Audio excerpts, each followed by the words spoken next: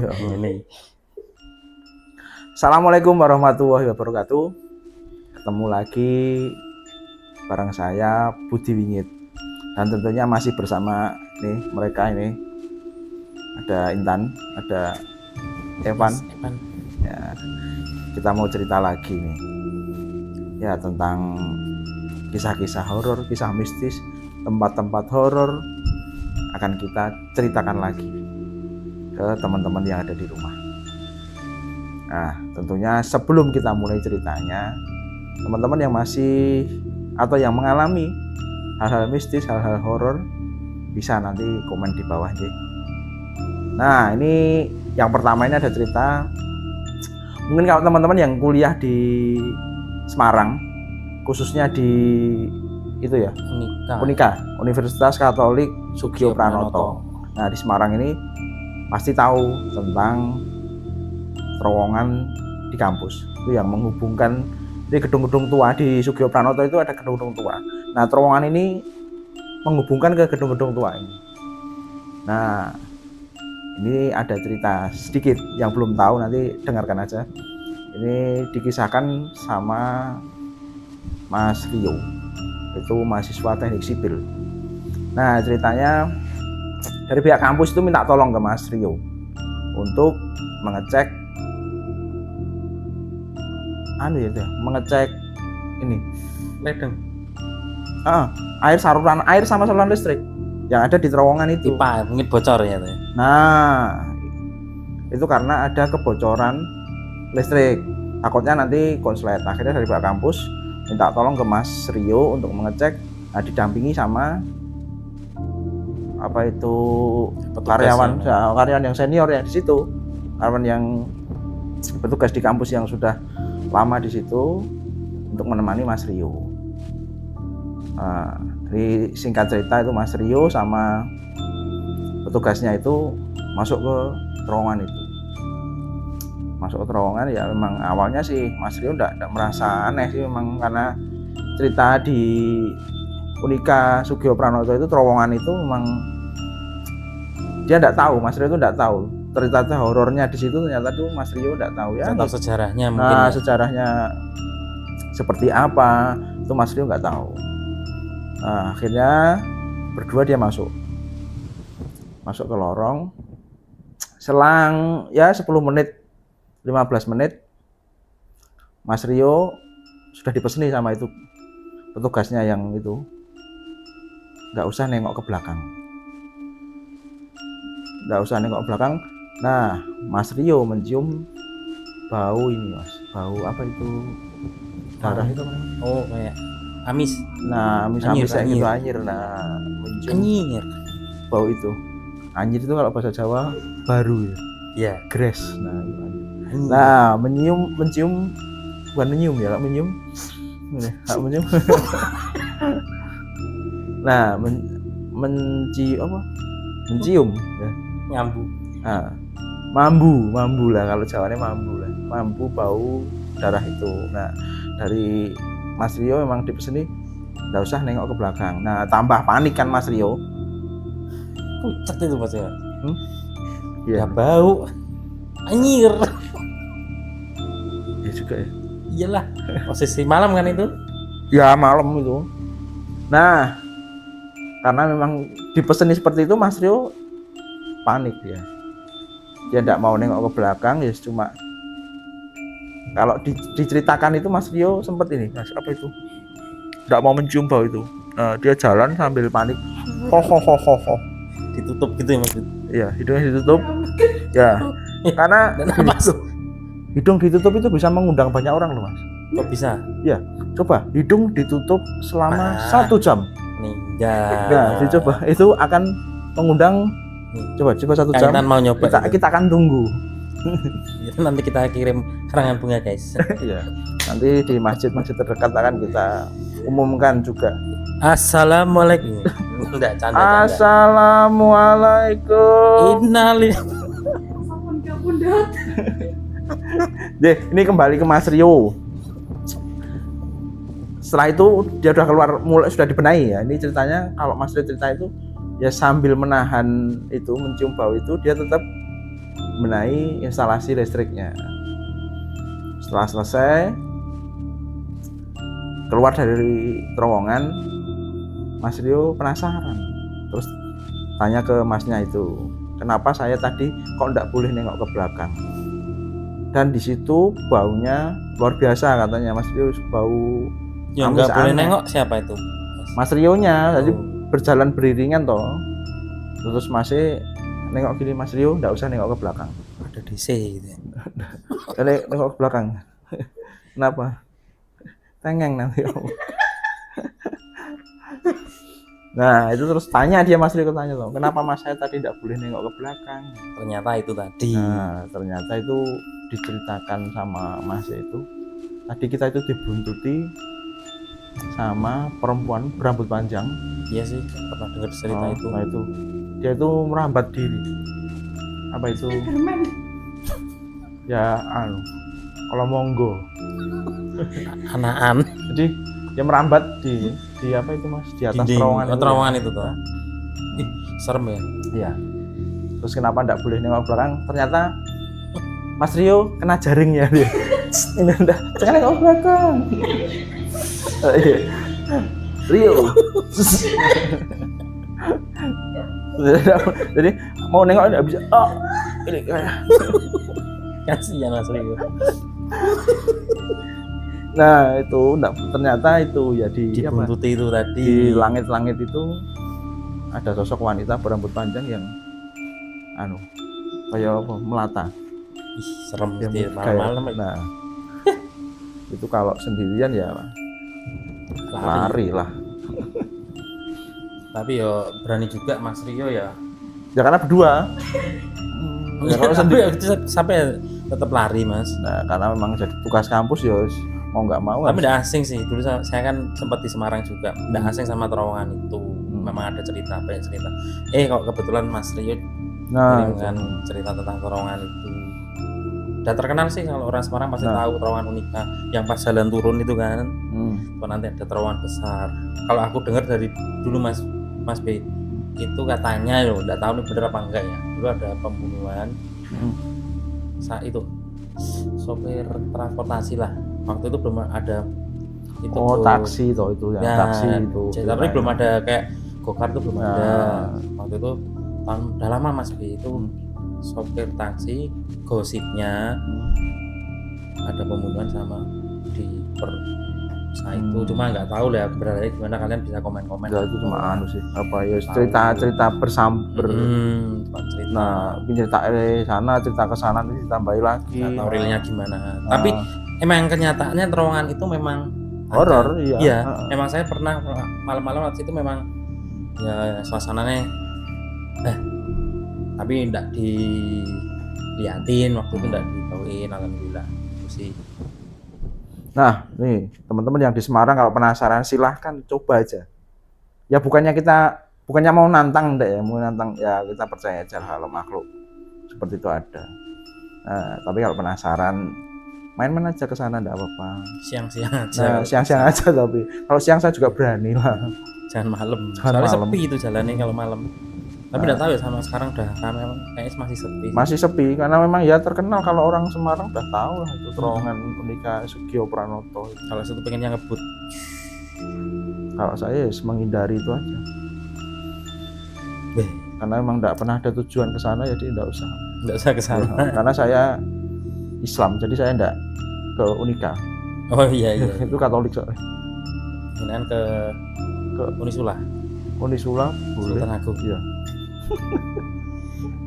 Jadi itu tadi cerita dari Mas Rio ini yang mengalami kejadian horor di terowongan Unika Sugio Pranoto.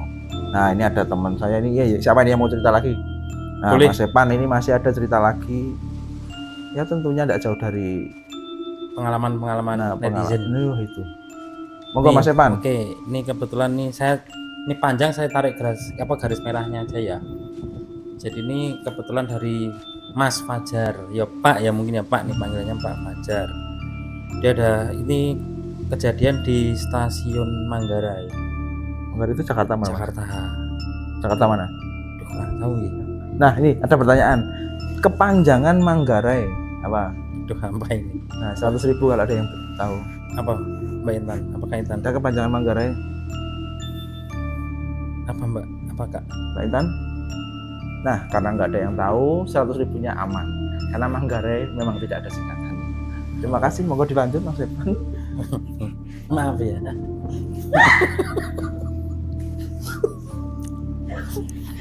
Kita berusaha fokus. Yuk, lanjut, Mas Fajar. Oke. Loh, ini Mas Fajar loh yang Manggarai loh, Tan. Ini cerita dari Pak Fajar. Pak Fajar itu kebetulan Pak bekerja Fajar. di stasiun Manggarai. Dan itu bagian kontrol panel. Mungkin yang ngawasi jalur-jalur itu ya Mas B ya, Kaitan. Rel. Yang ngawasi mungkin ya, kurang tahu ya. Cuma dia penjelasannya singkat sih di sini. Pekerjaan itu susah loh Mas. Ya, Pengerjaan itu susah loh. Pak Fajar itu. Susahnya Karena panel itu harus diawasi. kalau nggak diawasi? Nah, karena pekerjaannya mengawasi, dia harus mengawasi. Oh itu. iya. Susah itu. Gajinya besar tuh daripada masinis. Iya. Mahal itu, mahal kontrol Tapi panel itu. gajinya besar pun di sini dia pengalaman ini cuma baru satu Mas B yang diceritakan.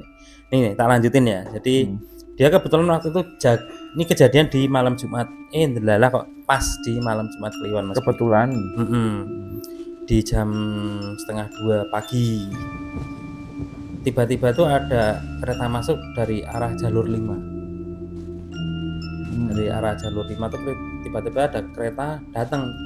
Nah, anehnya lagi harusnya di kontrol panel tuh ada kayak mungkin lampu ya, kayak isyarat ada kereta masuk gitu kan. Ini tuh enggak ada isyarat gitu, ada lampu nyala kereta mau masuk tuh enggak ada. Dan akhirnya Pak Fajar di sini dia cerita itu kereta itu lewat di depannya dia tanpa suara. Oh, itu listrik. Ya mungkin Kereta listrik ya. Karena sepeda listrik pun juga enggak ada suaranya, itu bahaya itu. Pak Fajar mungkin tambah ya. Pilot KRL Mas. Pilot keluar kayak gitu kan kaget. Ya, karena mungkin listrik. Iya, Nah. gitu. Itu produknya Elon Musk gitu. Iya. Tak lanjut ya. Iya. Kereta itu Enggak ada suaranya. tidak ada suaranya, dan anehnya lagi kalau kereta itu pasti ditarik sama lokonya ya Mas B. Ini tidak ada logonya, jadi cuma gerbong aja. Dia satu gerbong jalan sendiri, dan di situ pun ada beberapa penumpang.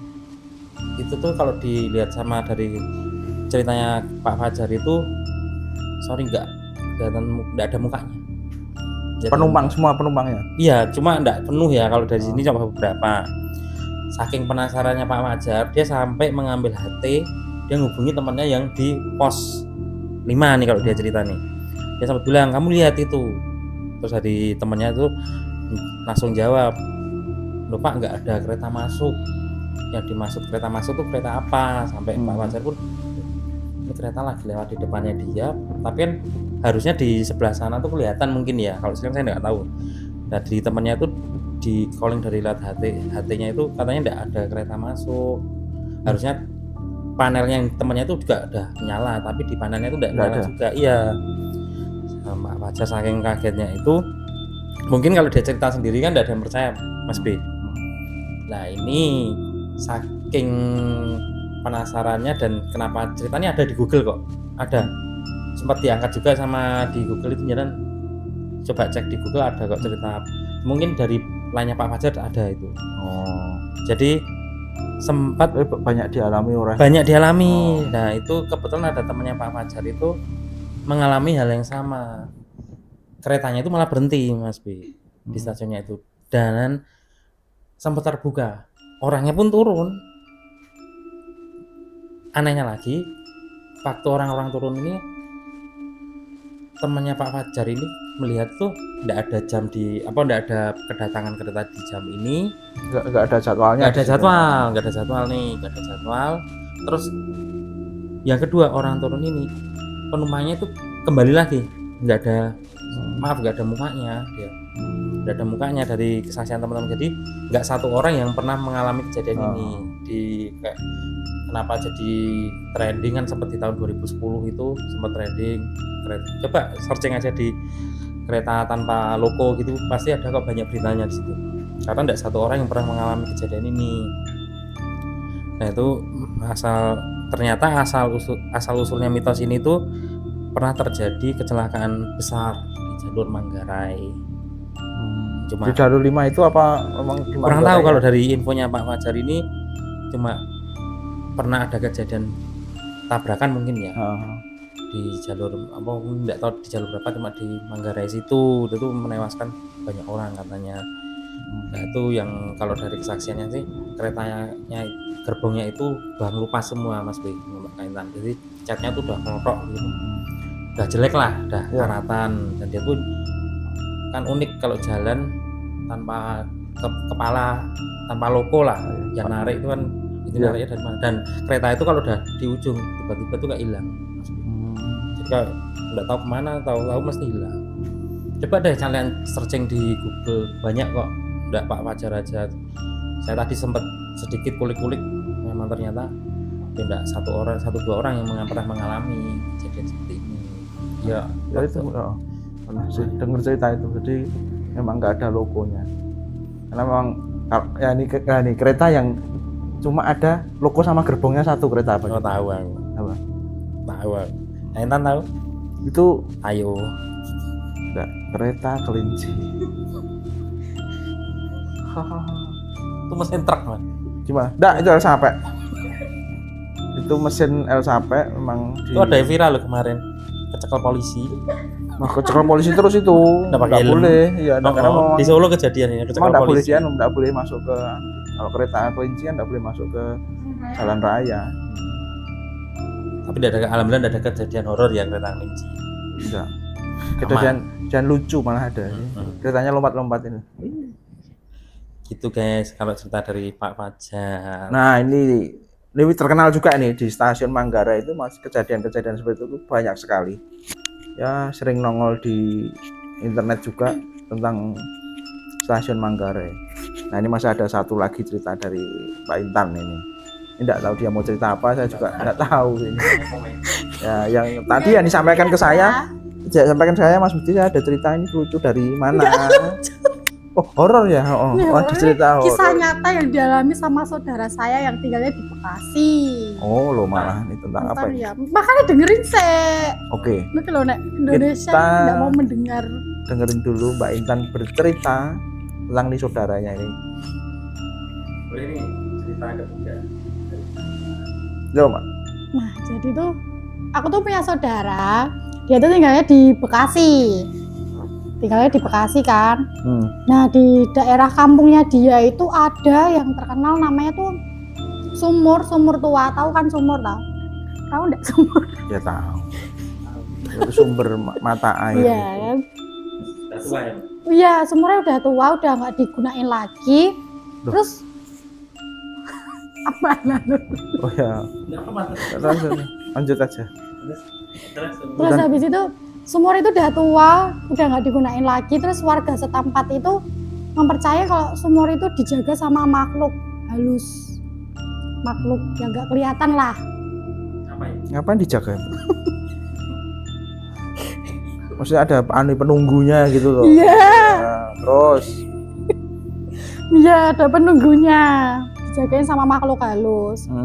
Terus habis itu setiap malam itu sumurnya itu terdengar suara jeritan. di dalam sumurnya. Iya, di dalam sumur itu Ada nyemplung. enggak ada yang nyemplung, tapi setiap malam tuh terdengar suara jeritan cewek Dari gitu. dalam sumurnya itu. Gitu.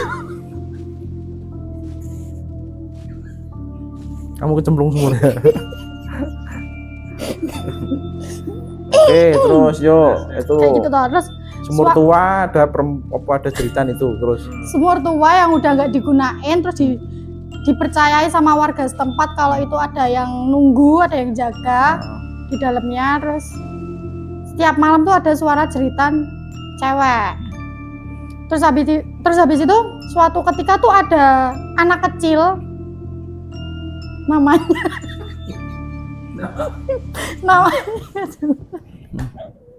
anak kecil namanya tuh Jojo.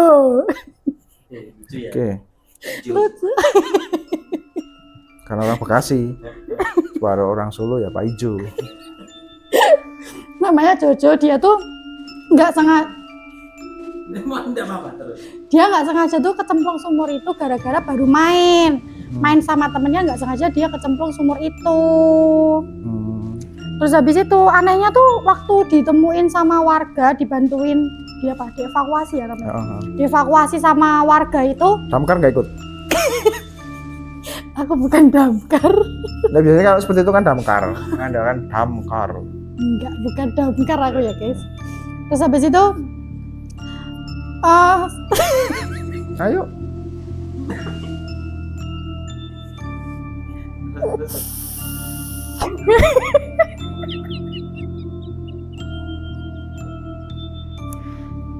Yo, setelah dievakuasi si Jojo. ya Jojo dievakuasi sama warga setempat itu.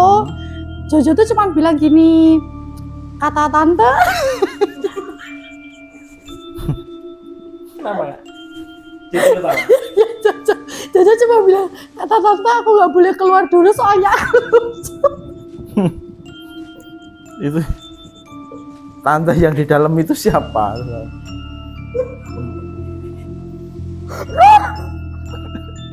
Jojo bilang gitu soalnya. Ini Joshua itu paling. Oh, mungkin waktu di dalam sumur itu dia diobok-obok airnya. Cucu Firman. Yuk, lanjut. Ya waktu dievakuasi Jojo tuh bilang kalau kata tante Jojo nggak boleh keluar dulu soalnya Jojo lucu. Yang lucu, Mbak Intan yang lucu. Ini lucu, ini lucu. Ya, terus Itu kan? serem loh ceritanya loh. Terus Habis itu masa di sumur ada tante-tante. Ya, ini padahal kan ceritanya kan itu sumur tua. Kenapa isinya tante-tante? Kalau isinya nenek-nenek kan pas itu. Harusnya tuh Nenek-nenek. Itu Jojo pasti berbohong. Ya. Karena di dalam sumur itu sumur tua, ya di dalam pasti nenek-nenek. Kalau tante-tante berarti itu sumur aneh ya? no. Enggak sih, sumuran sumur bor. enggak sih. Susah ya. Apa ya? Ya, sumur mendingan lah, enggak apa-apa. Terus Aduh, serem. yuk, ayo Jo, lanjut Jo. Jojo itu yang main film itu ya? Hah? Yang anak kecil tuh lah. Siapa? Jumbo itu kan Jumbo itu.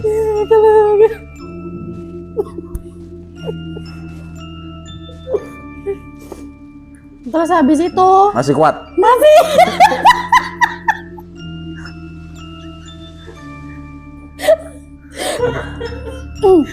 terus habis itu seminggu kemudian itu Jojo itu tiba-tiba demam tinggi. Terus dia tuh Sumur.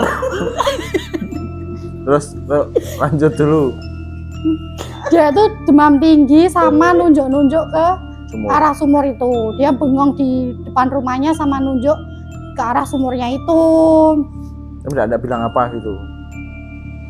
Tante. Ya enggak, tolong diem aja loh, diem aja gitu, merenung. Enggak, diem Terus gini loh. Gitu. Yuk Jo, lanjut Jo. Sumur daging. Kok bisa sih? Terus habis itu keluarganya Jojo tuh mengadakan apa namanya kayak pembersihan, apa ya kayak Kerja bakti. iya, Apa tuh? Bener toh. Udah kerja bakti apa? bukan kerja bakti itu loh, apa kayak bukan. Rukiah. Iya, kayak rukiah, kayak pengajian, kayak pembersihan kayak gitu biar Jojo itu kembali lagi lah setelah Justru kan udah kembali toh, maksudnya tuh biar Kembali kembali sehat normal. lagi. Iya, kembali sehat Oh. karena kan dia tiap hari demam tinggi toh. Oh. Nah, terus habis itu setelah dilakukan pembersihan itu di rukiah, di pengajian itu, keadaan Jojo tuh kembali membaik. Terus akhirnya sama warga setempat udah sepakat kalau sumur itu di apa namanya? Di beton. Oh, ditutup. Iya. Iklan dong kamu. Iklan namanya ini. Iya. Marketingnya Mas Budi itu. Iya. Iya aja sih. Udah nih Jojo. Udah.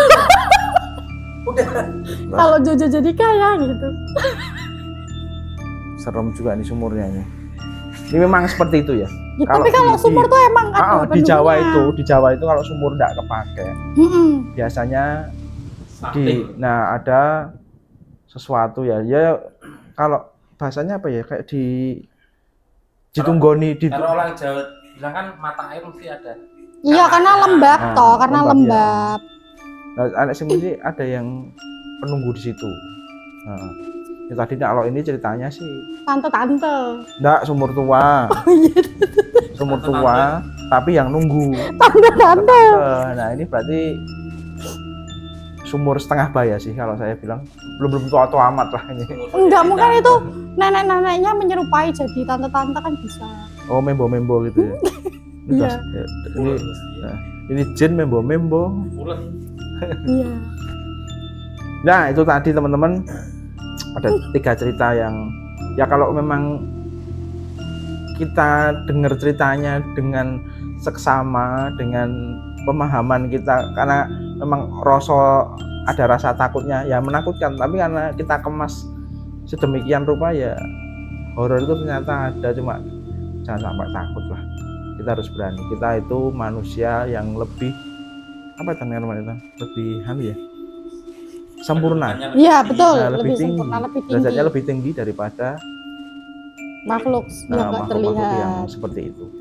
Oke, itu tadi teman-teman 3 cerita yang sudah kita sampaikan ke teman-teman, semoga bisa menjadi bahan perenungan juga ya merenungnya, karena merenungnya apa ya, enggak merenung ya ya sebagai pengalaman aja. Nah, kalau ke Unika ya hindarilah terowongan itu, apa kalau perlu putarlah. Nah, berdoa dulu, atau kalau mau ini yang sumur-sumur tua ini. Kalau main hati-hati, jangan nyemplung sumur. Ada tante-tante. Kalau sumur tua mending, kalau saran saya ya, itu di rumah ada sumur tua juga saya. Cuma sudah saya tutup, terus saya kasih itu peralon, tapi ada pompa airnya di situ, jadi ngambilnya di situ, tapi cuma sudah tertutup. Oh iya, sama punya aku juga jadi gitu. ditutup kayu itu kan lebih safety. Nah, dulu kan masih pakai ini tali itu ya, ember itu. Nah, sekarang udah pakai pompa itu. Nah, insya Allah aman lah.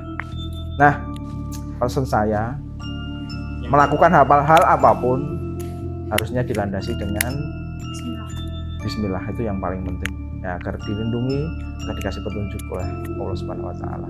Jadi terima kasih teman-teman, kita tunggu cerita dari teman-teman ya, bisa lewat DM, bisa lewat email kita, atau bisa nanti lewat WA-nya di ASA deh Mbak ya, di ada. Nah, lewat itu nanti akan kita bawakan versi Sudut Hitam bersama Budi Wingit, ada Mas Epan, ada Mbak Intan. Terima kasih. Tetap stay tune di ASA Studio. Wassalamualaikum warahmatullahi wabarakatuh.